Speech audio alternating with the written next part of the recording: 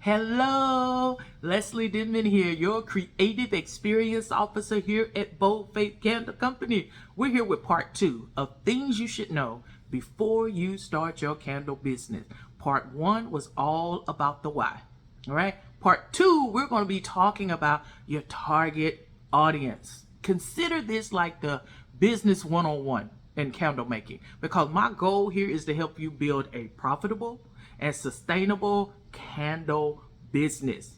Now, many of us, when we say we want to start a candle business, we just get busy doing. We go to Google, we look at what people are doing, we go to Facebook groups, and we just like, hey, I just want to get started, don't really know what to do. And then we want people to share all of their experiences with us. And there's nothing wrong with that. But as a business owner, what I tell my clients, you got to show up and do your own research, and you got to put in the work to build your company. Now, again, I'm not saying that in those groups, they are very beneficial. I'm a few myself. But you have to show up and be the CEO, the boss of your own company, which means you got to put in some sweat equity, right? So part 1 was, again, why? That's what it all starts with, because businesses have 2 things that they must do to be successful. 1 is they must solve a problem. 2, they must create a product or a service that people will pay for to get that problem solved. So when it comes to candles, can we agree that there is no shortage of candles, whether they're being mass produced in a warehouse or they're being produced in small batches in the kitchen? There's 4 things really that are true for all candles, unless it's a wickless candle. 1, they're all in a vessel. 2, many of them have a wick, whether that's a wood wick, a core wick, a HTP, a CD, a LX, any of that. They have some form of a heat source, right? 3, they have wax. Don't matter the wax, different ones. We'll talk about all of this a little bit later. And then 4, there's a fragrance. Now, that's true of every candle, again, unless it's a wickless candle. Now, what makes your candle different, right? I mean, some people may add additives to it and, a little bit more fragrance, maybe some stones and all of that. But what makes your candle different? How do you get your candle flying off the shelf? It all starts with you and your story. Your unique story. Who is your candle for? This is a question that I ask my clients when they're getting ready to start a business. Like, okay, who is this business for? Who is this service for? And they think for a minute, and the first answer that really comes to them, because it seems to be a safe answer and the right answer, is everybody, right? And I'm thinking, wrong. And if you said everybody, wrong, okay? I want you to think about your target audience. And here is my response. Okay, if it's for everybody, if 1 billion people went to your site today to purchase your service, do you have the capacity to serve them? Now, I want to ask you the same question. And I'm not even going to go with the billion, because I can already tell you the answer is going to be no. But I want to get you thinking. If 10,000 people wanted to purchase a candle from you, 1, do you have a place where they could order? Whether that's a Shopify store, an Etsy store, or would they have to email you or DM you on social media? 2, do you have the capacity to fulfill that order within 3 to 5 days? Because that's the expectation when someone purchases something, they really want to get it, especially in 2022. They want to get it like overnight, really. So are you prepared? Are you in that space? And of those 10,000 people, would that be a one-time purchase? Or do you have a way to turn those one-time customers into repeat customers and raving fans? See, that's the importance of knowing who you're targeting. Now, let me share with you why that is so important. Because you have a story that someone is waiting to hear. When people purchase, they're not purchasing just a product or a service. They're purchasing a relationship. They're purchasing an experience. Because we just said that there's really no shortage of candles. And so if you want individuals to invest in you, then you need to create an experience. And this takes time, sitting with your idea, researching, And I mean, come on, we have to test, test, test. And so the clearer you are on who you're serving makes all of that all the more fun. Because believe me, it can be very stressful trying to get the right wick in the right jar. And we're going to get to that a little bit later. So let me not, I always tend to I just love talking to y'all. So sometimes I can get ahead of myself. So let me just stick with the target audience.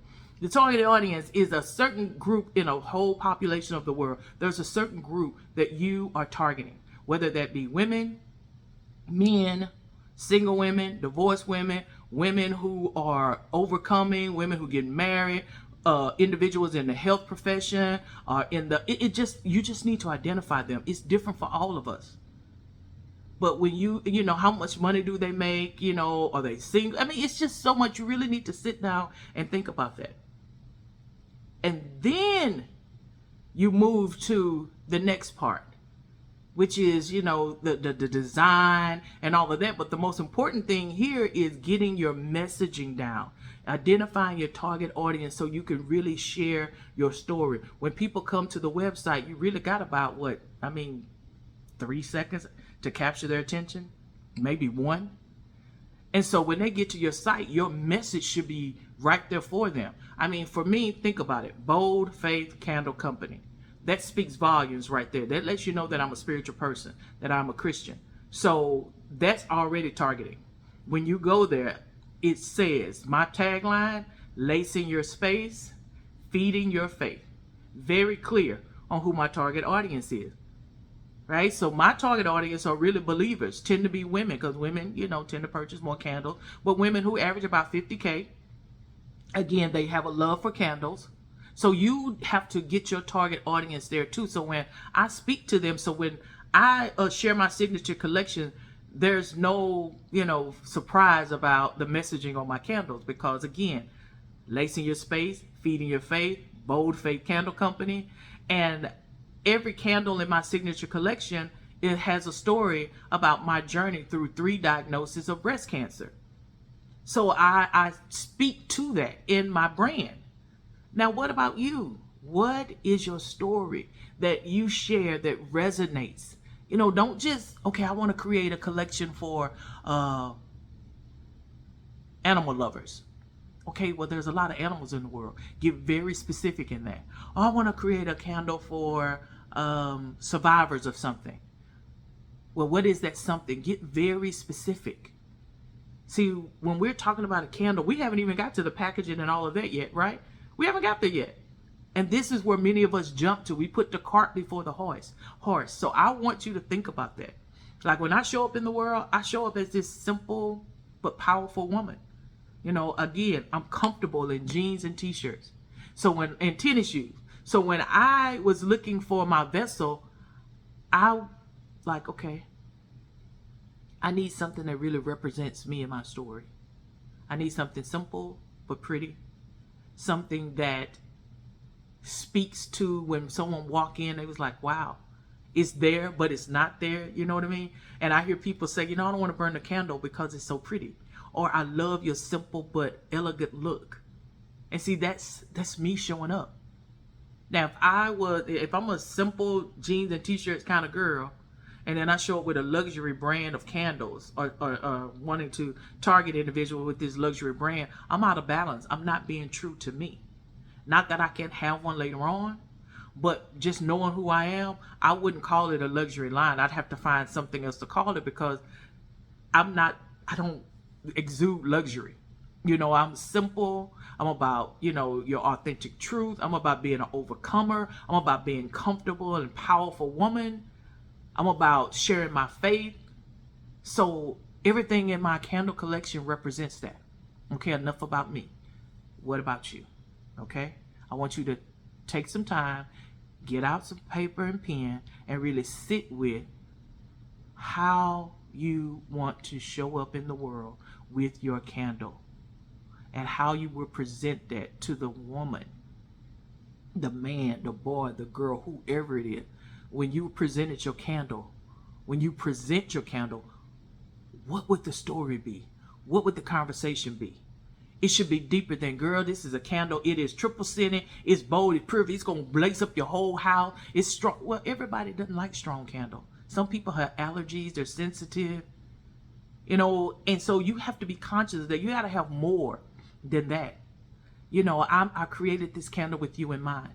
You are a woman that is strong and powerful. You've overcome a lot of things. And so when I really think about even your name, whatever the name of it is, put some time and energy into it. Don't be like everyone else. There's enough of those. You're unique. Show up that way. Okay? I'm going to stop preaching right now. All right? But you get it. You are special and unique. Create candles that represent you and your brand. All right? This is part 2. So, any aha moments right now? Share them with me. If this was something you was like, girl, you taught that. You shared something with me that I hadn't thought about. Go ahead and subscribe so you don't miss part 3 of things you should know before you start your candle company. Until our next conversation, stay bold, stay beautiful, and stay blessed. Bye-bye.